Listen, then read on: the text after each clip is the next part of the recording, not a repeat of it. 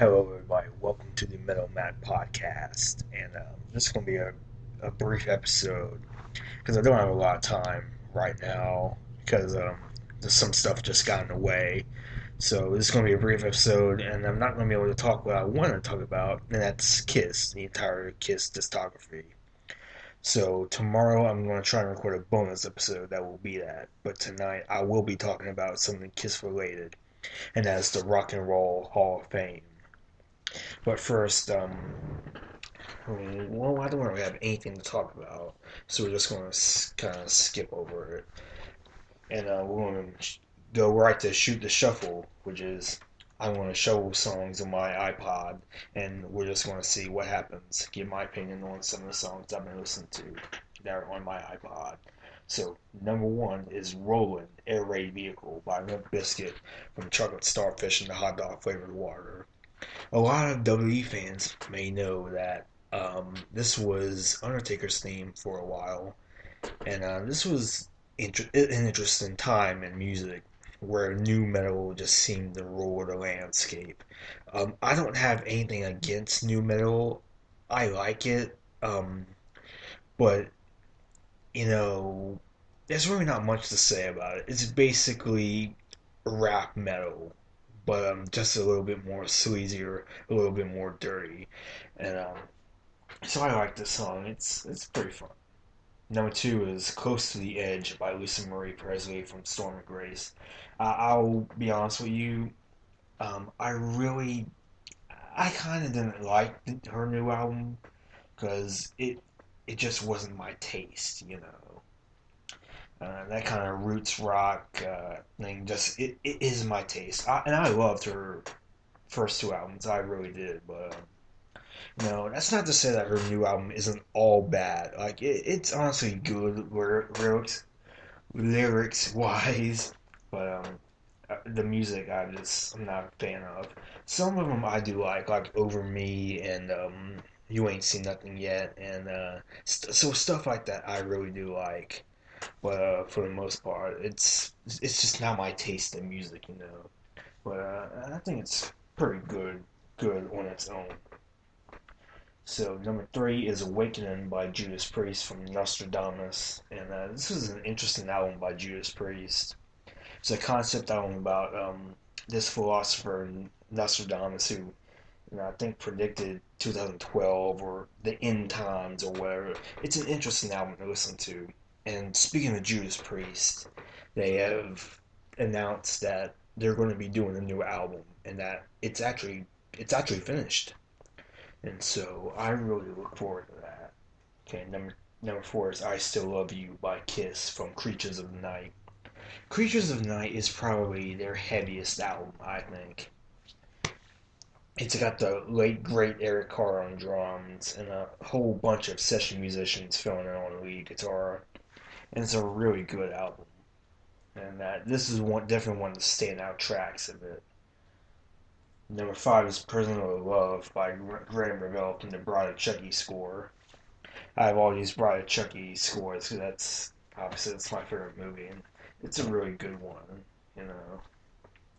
Number six is "Crazy" by Aerosmith from Get a Grip, one of my favorite tracks by them. It's very bluesy, you know.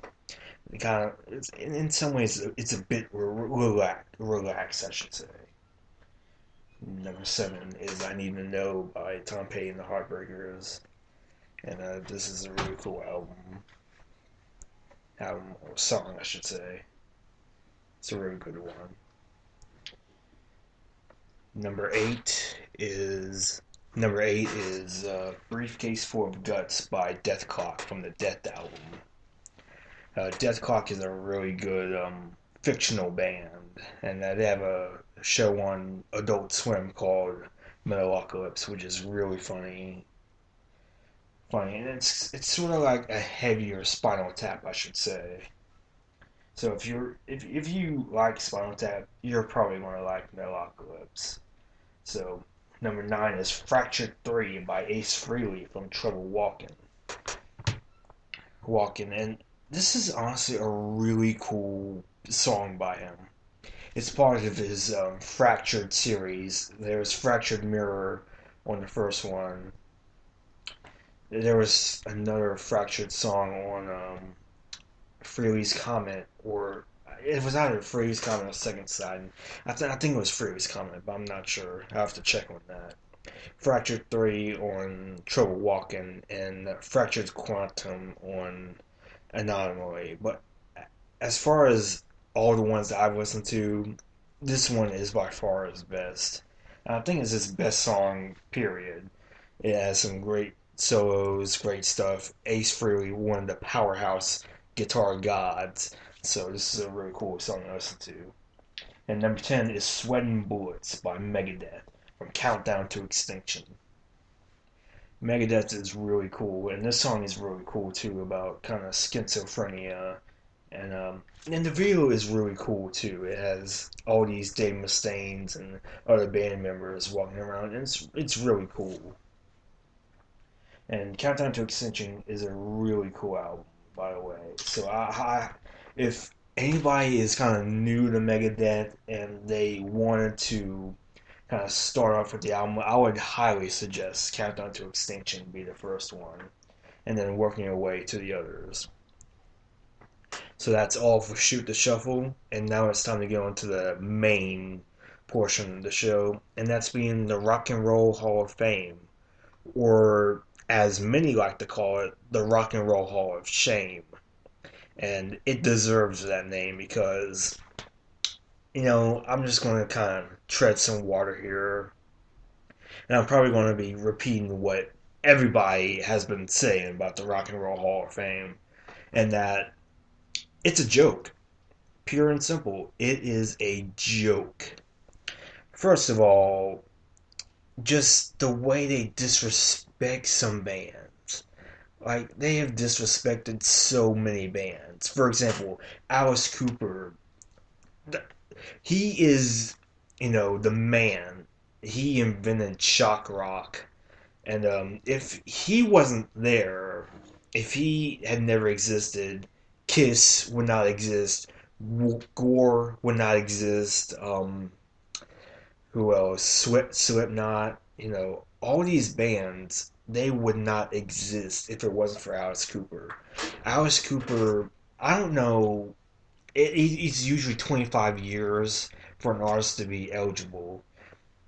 Alice Cooper released his first album in 68, 69 maybe. So he was probably eligible in the early 90s at least. He just got in a few years ago.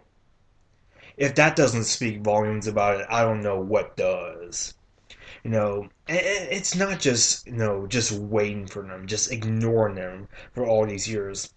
Some either they don't nominate at all, or some they nominate but they just don't put them in. Joan Jett and the Blackhearts is a really good example. Joan Jett and the Blackhearts are one of my favorite bands, if not my favorite, right now. And they've been nominated twice, and they haven't gone in. And really, they should have gone in because Joan Jett, she's an inspiration, She's a great musician. She was one of the first of her kind, with the Runaways, doing things that nobody else was doing back then. Why is she in? For that matter, why is the Runaways not in? Why have they not been nominated? So it's just insane. I could go on and on. For example, Deep Purple is another example. They invented maybe the most famous guitar riff of all time, "Smoke on the Water." Every kid that has a guitar is trying to learn that. And what does the Rock and Roll Hall of Fame think about that? No, nothing at all. Like, it's just insane. Motley Crue, another one that should go in. Thin Lizzy, like, it's just insane how many bands have been disrespected by the Hall. And this year, Kiss is going to go in, Nirvana is going to go in, so they're Rush winning, Heart winning last year, so they're slowly working their way back to relevancy, I should say, but there's still a lot of work to be done. And the thing is with Kiss, they're only inducting the first four members. I guess I understand that, but why are they just going to ignore everybody else? And I'll say this about Kiss: I really don't like the new lineup of with Tommy Thayer and Eric Singer. Eric Singer, I like fine. He's a fine drummer, I guess. Tommy Thayer is really generic as a guitar player. He really doesn't. He really lacks the risk and spectacle that Ace had. When you play, when you hear Ace's guitar, you know it's him. When you hear Tommy Thayer playing, it's you really kind of get the impression that anybody could be doing that. Anybody could be playing those notes. And Kiss's last few albums haven't been very good, but I'll touch on that tomorrow or on the next episode. But anyway, like I was saying, even though I don't really like them, they should still be in because they're still keeping Kiss alive, even though some people might not like it. But they're missing a lot of members. They're missing Vinnie Vincent, Eric Carr, probably the biggest one of all. He definitely deserves to go in with Kiss. One of the greatest drummers that ever lived. Bruce Kulick, Mark St. John. I think that's all. I'm not sure, but in any event, you know, it's just disrespectful. It really is. Now I heard that they're also not putting in the original Nirvana drummer. I can't remember his name, but he came before Dave Grohl. It's just that the Rock and Roll Hall of Fame is disrespectful. Not only that, but they put non-rock acts into the Hall of Fame. Like, I'm not sure who all they have in. I know Run DMC is in for sure. And I'm not sure how many other rap acts are in, but as far as I'm concerned, Run DMC should be the only rap thing in there because they did do kind of this rap rock sound, especially with Walk This Way with Aerosmith. So they definitely deserve to be in, though they should probably be in the Rap Hall of Fame. All due respect to them. And Madonna, I didn't know she was rock. I thought she was pop. But apparently, according to the Rock and Roll Hall of Fame, she's rock. And I just don't see it. I just don't see it. So, really, that's all I want to say. The Rock and Roll Hall of Fame or shame is just it's an embarrassment, and it's an embarrassment. It's a slap in the face to us as rock and roll fans, who and these are our favorite bands, but some people do kind of bring up that it's cooler not to be in the Rock and Roll Hall of Fame, and I can definitely see that. See that Motorhead's not in either. They should be in, but there's a lot of bands that should be in that are not in. But that's just my opinion on the Rock and Roll Hall of Fame. Um, so yeah, tomorrow I'm gonna try and have an episode based around Kiss because I really want to talk about them, and I really like some of their albums, some of them not so much. But you'll find that out tomorrow, which ones I like and which ones I don't. So thanks for listening. Like, comment, and subscribe. Thank you, and I'll see you next time.